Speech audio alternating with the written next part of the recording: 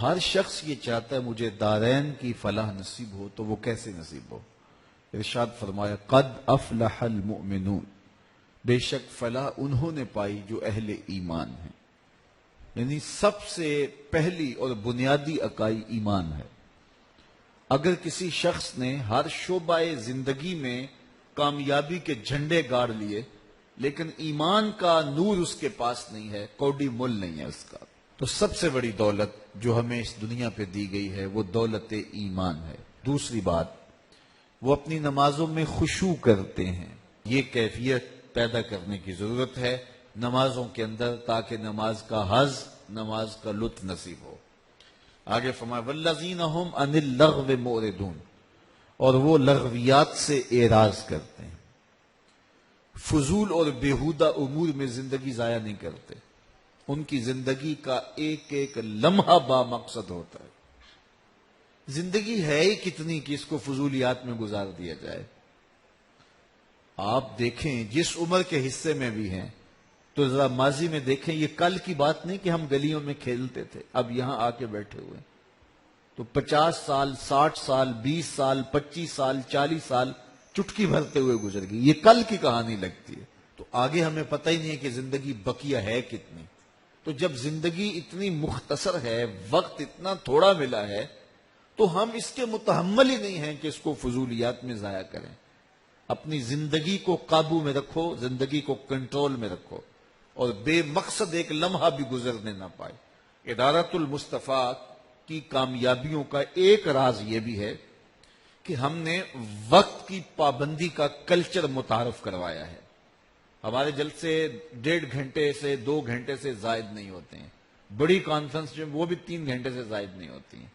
جو ہم ٹائم دیتے ہیں آغاز کا اور اختتام کا، اس کے مطابق ہم شروع کرتے ہیں۔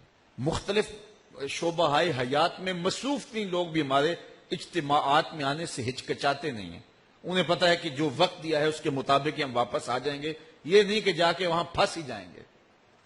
تو ہم اس لیے بہت ساری چیزیں اسٹیٹ سیکرٹری کو نکال دیا کہ بس ٹھیک ہے، آپ اگر کوئی 15 منٹ روزانہ میرا تعارف کرواتا ہے کہ اب آپ کے سامنے حضرت علامہ مولانا مفتی صاحب آ رہے ہیں، تو آپ تو سارے مجھے جانتے ہیں، تو اس کی ضرورت باقی نہیں رہتی۔ یہ صرف میرے نفس کی تسکین ہے جو روز پوری ہوتی ہے۔ تو میں نے کہا اس کو نکالو۔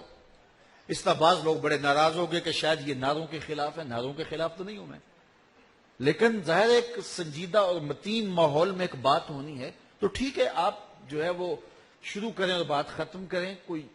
کچھ اجتماعات ہوتے ہیں جس میں تقاضا ہوتا ہے نعروں کا، تو وہاں جو ہے وہ آپ ضرور لگا لیجئے، اور جہاں موقع ہوتا ہے ہم خود بھی لگاتے ہیں۔ اسی طرح ہم نے جو ہے وہ خطابات لمبے کرنے، اس سے جو ہے وہ گریز کیا، اور یہ حکمت بھی ہے۔ حضرت جابر بن سامرہ فرماتے ہیں کہ میں حضور کے پیچھے نماز بھی پڑھتا تھا اور خطبہ بھی سنتا تھا۔ حضور کی نماز بھی زیادہ لمبی نہیں ہوتی تھی، حضور کا خطبہ بھی زیادہ لمبا نہیں ہوتا تھا۔ اور اگر بچے ہوتے ماؤں کے ساتھ آئے ہوتے اور آقا کریم نماز پڑھا رہے ہوتے تو وہ بھی مختصر، لیکن بچے رونے لگ جاتے تو ماؤں کا دل بے چین ہو جاتا، تو حضور قرات کو اور مختصر کر دیتے۔ بتائیے حضور قرات کر رہے ہوں تو اس سے خوبصورت قرآن کون پڑھتا ہو؟ لیکن میں اس لیے تقریر لمبی کر دیتا ہوں کہ ٹھیک ہے اب لوگ مجبور ہو کے بیٹھے، یہ تو کوئی حکمت نہیں ہے، یہ تو کوئی دانائی نہیں ہے۔ میں آپ سے ایک سادہ سا سوال کرتا ہوں، ظہر کی نماز زیادہ اہم ہے یا جمعے کی نماز زیادہ اہم ہے؟ تو آپ سب کہیں گے کہ جمعہ زیادہ اہم ہے۔ تو ظہر کی 4 رکھتے ہیں فرض اور جمعے کی 2 رکھتے ہیں، تو جو زیادہ اہم ہے اس کی رکھتے ہیں 2 کیوں کم کر دی گئی؟ چونکہ ساتھ خطبہ شامل ہو گیا تھا، 2 رکھتے کم کر دی گئی۔ تو وقت کی قدر کیجئے، وقت کی اہمیت کو سمجھیے، اور لوگوں کے خیالات کا، جذبات کا اور لوگوں کے مزاج کا ضرور خیال رکھیے۔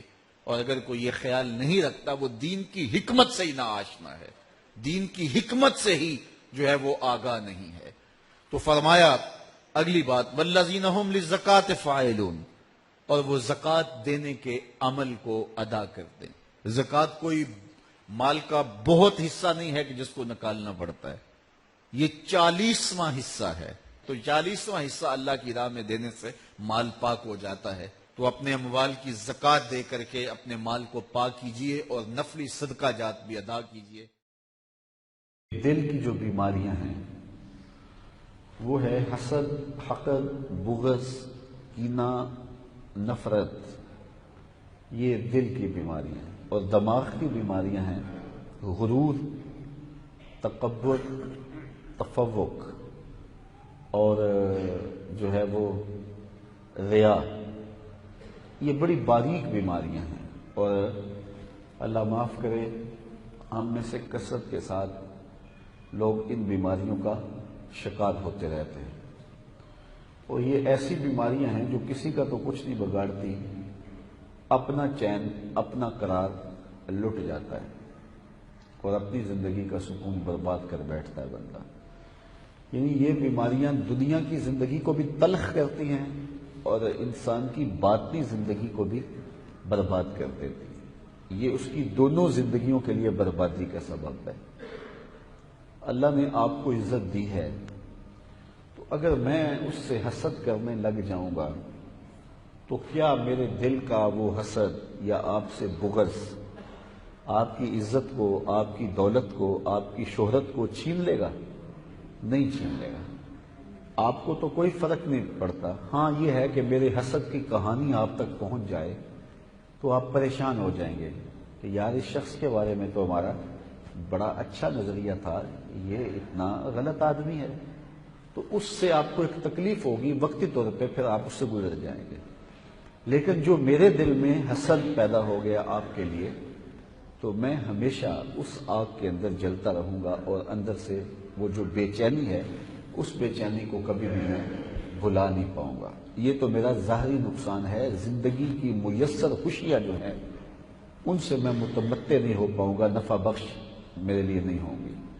اور جو باطنی نقصان ہے وہ رسول کریم صلی اللہ علیہ وسلم نے ارشاد فرمایا کہ حسد نیکیوں کو اس طرح کھا جاتا ہے جس طرح سوکھی ہوئی لکڑیوں کو آگ کھا جاتی ہے. تو یہ ویسے کہی ہوئی بات نہیں ہے، یہ حقیقت میں نفس الامر میں ایسا ہی ہے کہ حاسد کی نیکیاں محسود کے نامہ اعمال میں درج کر دی جاتی ہیں اور یہ کتنا بڑا اس کا نقصان ہے. اسی طرح بغض ہے، اگر میں کسی کا بغض اپنے سینے میں پال لیتا ہوں تو اس کا کیا بگڑتا ہے اس سے. اور میں ہر وقت بے چینی میں ہوں، ہر وقت اضطراب میں ہوں، اس لیے کہ میں اس بیماری میں مبتلا ہو گیا ہوں. اور اس کا روحانی نقصان کیا ہے کہ اللہ تعالیٰ کی نظر رحمت سے محروم کر دیا گیا. اگر میرے سینے میں کسی کا بغض ہے تو یہ اس کا روحانی نقصان مجھے اٹھانا پڑے گا، آپ کو اٹھانا پڑے گا. تو جب دل مصفا ہوتے ہیں، دل پاک ہوتے ہیں، دل ستھرے ہوتے ہیں تو پھر رب کی رحمتوں کا نزول ہوتا ہے. تو ہمارے قلوب کا تزکیہ ہونا چاہیے اور ہم تنہائی میں بیٹھ کے جائزہ لیا کریں کہ ہمارے دل میں کسی مومن کا بغض تو نہیں ہے. یار کوئی برا بھی ہوگا، اچھا نہیں بھی ہے تو یہ عمل اس کا اس کے ساتھ ہے، میں اپنے دل میں بغض کیوں پالتا پھروں. تو ہم اپنے دل کا جائزہ لیں، اپنے دل پہ غور کریں، اپنے دل پہ تدبر کریں. حضرت باجید بستامی علیہ رحمہ فرماتے ہیں میں 10 سال تک دل کے دروازے پہ بیٹھا رہا اور میں نے اپنے دل میں غلط بات نہیں جانے دی. کہا پھر 10 سال میرے دل نے میرا خیال رکھا اور کہا اب 20 سال ہو گئے ہیں، دل کو میری خبر نہیں، مجھے دل کی خبر نہیں. وہ اپنے کام میں لگا ہے، میں اپنے کام میں لگا. تو قد افلح من تزکا، کامیاب وہ ہوا جس نے اپنے من کو ستھرا کیا، اپنے باطن کو روشن کر لیا. اللہ تعالیٰ مجھے آپ کو اپنے باطن کی پاکیزگی کا سامان کرنے کی توفیق عطا فرمائے. اللہ مجھے آپ کو اپنی رحمتوں کے سائے میں رکھے اور ہمیں ایسا مسلمان بن جانے کی توفیق نصیب کرے جس طرح کا مومن میرا رب دیکھنا چاہتا ہے، اور ہمیں حضور علیہ السلام کے بتائے ہوئے طریقوں کے مطابق زندگی بسر کرنے کی توفیقات سے مالا. آفاق کے ہر ہر گوشے میں قرآن سنا کر دم لینا، اب رکنا نہیں، اب تھمنا نہیں، فردوس میں جا کر دم لینا.